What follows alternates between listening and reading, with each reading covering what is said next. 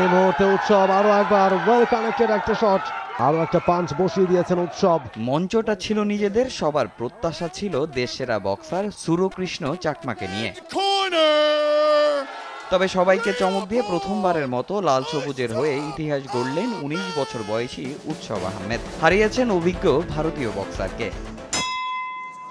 দেশের তৃতীয়বারের মতো আয়োজিত হওয়া এক্সেল 3 পয়েন্ট বক্সিং চ্যাম্পিয়নশিপের এবারের আসরের মূল আকর্ষণ ছিল WBC Asia silver super flyweight, যেখানে শিরোপার মঞ্চে উৎসবের প্রতিদ্বন্দ্বী ছিলেন ভারতীয় অভিজ্ঞ বক্সার মাজার হুসাইন। তবে ২৯ বছর বয়সী এই বক্সার পাত্তাই পাননি উৎসবের কাছে।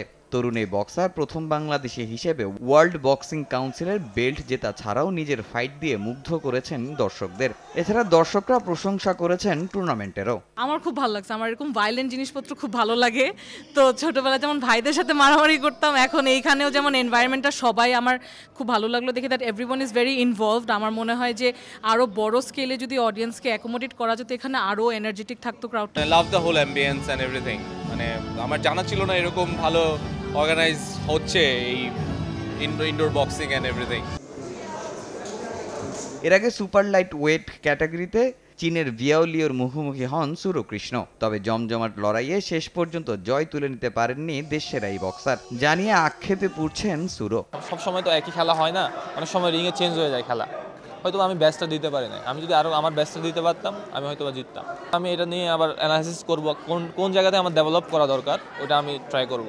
এদিকে বাংলাদেশে জনপ্রিয়তার দিক থেকে একেবারে তলানিতে এই প্রফেশনাল বক্সিং। তবে সর্বোচ্চ চেষ্টা করছেন প্রফেশনাল বক্সিং ফাউন্ডেশনের চেয়ারম্যান, চান সবার সহযোগিতা। আমাদের বাংলাদেশের আগে প্রফেশনাল বক্সিং এই নামটা ছিল না, বিশ্বের দরবারে বাংলাদেশ প্রফেশনাল বক্সিং এর কেউ জানতো না।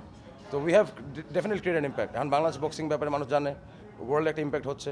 তো আস্তে আস্তে আমি মনে করি এটা আরও একটা বহির্মুখী ইম্প্যাক্ট হবে। বাংলাদেশের ৫ জন সহ এবারের আসরে অংশ নেয় চীন, ভারত, ইরান ও তানজানিয়ার মোট ২২ জন বক্সার। তামিম হোসেন, সময় সংবাদ, ঢাকা।